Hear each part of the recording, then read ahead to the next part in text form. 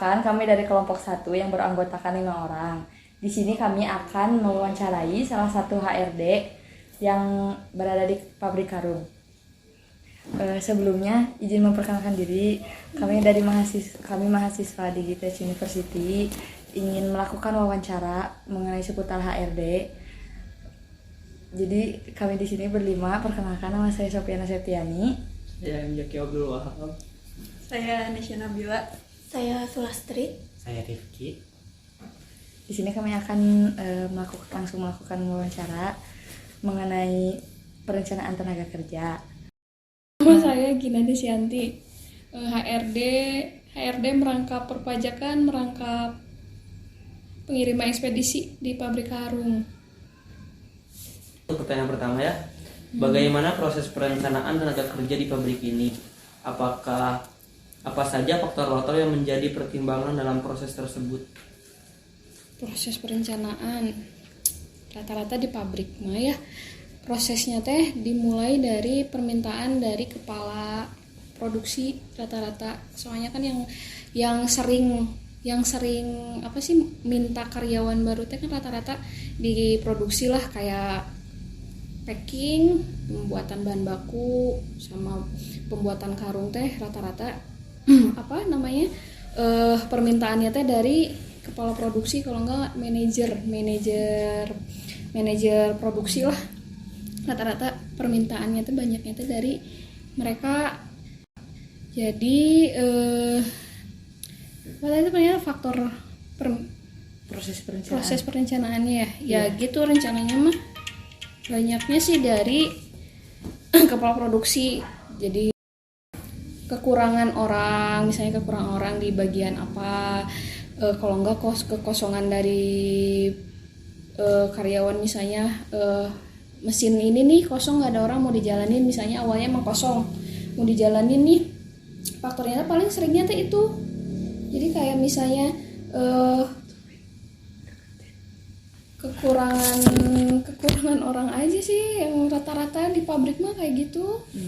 Faktor-faktornya emang jarang ada faktor lain gitu ya, jarang jadi faktor lain, emang kekosongan aja sih, kekosongan emang butuh orang aja buat ngejalanin mesin ini. Rata-rata sih gitu di pabrik mah, jarang yang paling faktor yang kayak gimana gitu, enggak sih. Kalau buat rencana strategis, rencana operasional, dan perencanaan operasional dalam sumber daya manusia di dalam pabrik ini gimana teh? Kalau rencana strategisnya mah misalnya ada, misalnya nih itu teh dari apa sih rencana strategis untuk 5 tahun ke depan ya? Iya. Misalnya nih kalau ada misalnya yang mau resign nih, biasanya di pabrik mah gitu ya. Di resign nih, orang yang mau resign, kepala produksi misalnya, atau enggak di staff lah ya. Itu ya. Maksudnya itu kan pertanyaannya. Iya. Misalnya di staff nih ada kekosongan, misalnya ada yang mau resign misalnya dari dulu sih tete ada kosong tuh perpajakan. Nah jadi di pabrik mah rata-rata sebelum nyari orang baru tuh, kalau untuk staff ya, sebelum nyari orang baru untuk menghandle atau mengganti perpajakan itu, biasanya dilihat dulu nih staff ada yang mampu nggak buat ngehandle untuk perpajakan itu. Jadi diajarin dulu tuh, bisa nggak kira-kira staff yang ada di situ sebelum nyari untuk ngehandle perpajakan itu. Jadinya lah kemarin teteh yang bisa, jadi teteh yang ngehandle juga perpajakan itu. Untuk emang perpajakan lumayan agak gampang sih, cuman ngurusin perpajakan cuman per tanggal sekian sampai tanggal sekian. Jadi emang rata-rata di pabrik kayak gitu, sebelum nyari ke pekerja yang lain tuh emang di ini dulu mungkin untuk minimal pengeluaran mungkin ya. Itu sih yang utama sih kalau di pabrik-pabrik, untuk minimalisir aja sih. Terus tadi apa? Rencana operasional tuh yang jangka pendek dalam setahun ya. Iya. Yang dalam setahun, misalnya kalau SDM mah kalau setahun teh yang ini nih, kalau yang karyawan baru misalnya nih, kalau karyawan baru mah nggak langsung dikontrak nih. Biasanya suka ada uji coba, training ya. Training misalnya 3 bulan pertama tuh training dulu. dilihat dulu hasilnya kayak apa, hasil yang dia peroleh dari ya mungkin dari misalnya nih dari mesin loom ya, berarti hasil yang jahitan loom yang dia peroleh tuh berapa meter misalnya. Kalau di loom tuh jadi kayak ngejahit nganyam dari benang kecil-kecil sampai jadi karung kayak gitu kan, bulat kayak gitu. Jadi hasilnya bagus enggak, biasanya dari kerekatan antar benang, biasanya dilihat dari kerekatan antar benang sama panjang. Dia ngasilin berapa ratus meter nih dalam misalnya satu shift, dia menghasilkan dari berapa meter. Nah berarti dilihat dari itu dulu, absensi kayak gitu-gitulah. Baru setelah 3 bulan itu bagus lah, dikontrak lah. Tapi baru 6 bulan dulu dikontrak dulu. Nah 6 bulan itu dilihat lagi hasilnya, sikapnya atau apa, dia nggak telat atau apalah, ketepatan waktunya dia ke kantor ya ke pabrik. Udah 6 bulan itu bagus, baru kita kontrak yang 1 tahun. Nah 1 tahun itu ya tetap aja sih dipantau kayak gitu-gitunya, itu pasti dipantau terus sih. Terus tadi teh ada apa? Perencanaan apa? Operasional. Rencana operasional itu yang yang by data itu ya paling yang by data mah ya pasti dicek itu yang absensi sih. Absensi penting. Absensi itu emang paling penting banget, soalnya sekali orang enggak masuk misalnya nih alfa tanpa ada keterangan, ngaruh ke hasil. Jadi kan si benang si karung itu kan tiap shift pasti di tiap pagi itu dipotong ya. Jadi kan kalau misalnya 1 orang nggak masuk berarti kan 1 shift tuh kosong kan ya. Oh iya. Berarti kan ngaruh ke hasil ya. Iya. Ya itu kalau by data masih yang paling pertama sih itu yang paling penting mah absensi sih. Pasti dipantau terus. Dipantau terus. Jadi kalau misalnya absensinya nih dalam 3 bulan pertama nih, misalnya pas training itu misalnya ada 1 apa 2 alfa gitu, ya pasti SP dulu sih. Yang misalnya 1 ya SP1 dulu. Kalau misalnya emang udah sering SP2. Kalau udah sering banget dari 1 bulan misalnya ada 2 nih, ya berarti itu langsung SP3 keluar kan, langsung kita nggak pakai lagi, soalnya kan ngaruh ke yang lain juga ya.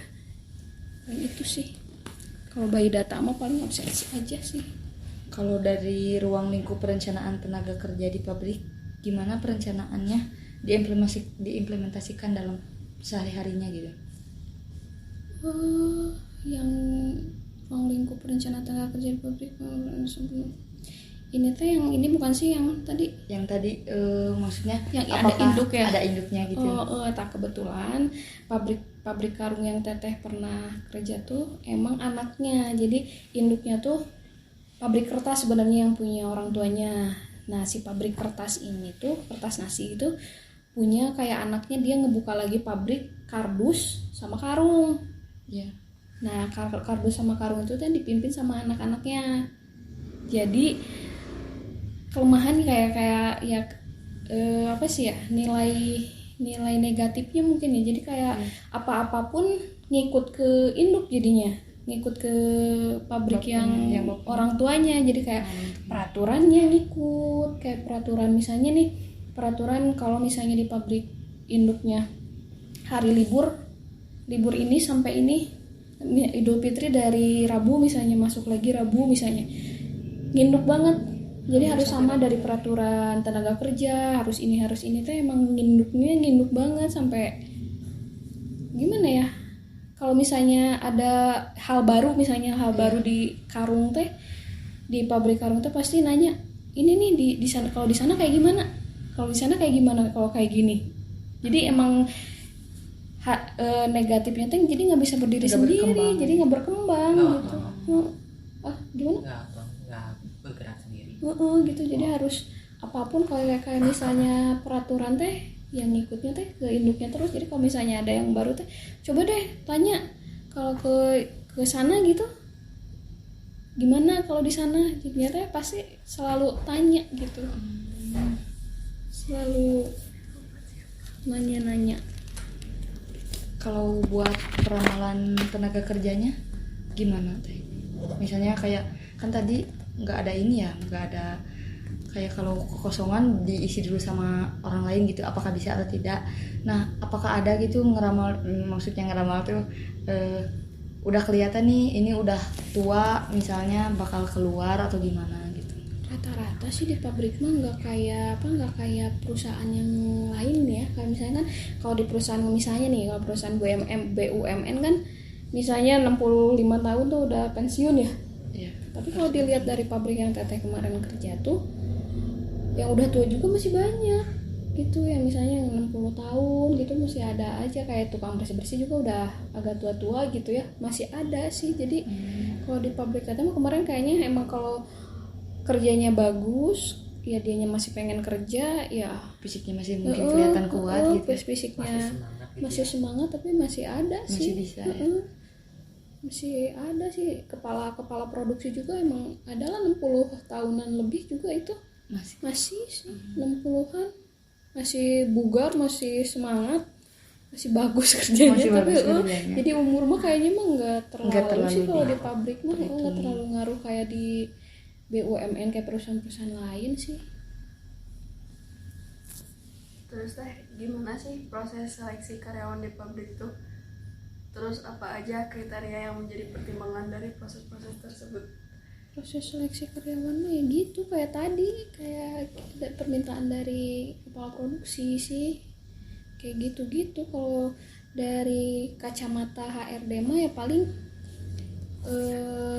ya kita nyari aja ya, misalnya kita ngiklanin di apa sih dulu mah, di link job gitu ya. Link job gitu, kalau enggak di Facebook.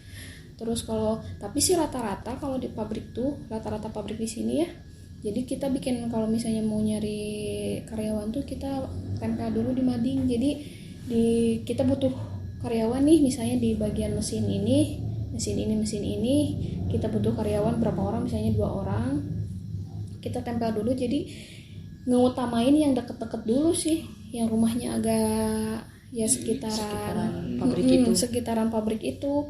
Kalau enggak ngutamain yang misalnya saudara yang kerja di situ, ngutamain dulu yang situ sih daripada yang jauh-jauh dulu. Jadi mungkin lebih tahu kan mereka lebih tahu ini misalnya kan bisa ngejahit atau bisa apa kan, mereka lebih tahu. Jadi suka ngutamain sih yang dekat-dekat dulu, kalau enggak yang ya saudara-saudaranya itu. Dan juga kepercayaannya juga bisa dijaga gitu. Jadi kan kalau misalnya di pabrik sini mah, jadi kalau misalnya kamu nih bawa orang buat kerja nih, jadi kan kamu tahu lah seluk-beluk dia teh kayak apa gitu, apakah dia rajin atau enggak gitu. Di sini mah sih rata-rata kayak gitu pas di pabrik. Jadi ngutamain dulu yang deket dulu. Terus kalau apa tadi teh yang kriterianya mah sih, yang pertama sih yang harus banget mah ya minimal punya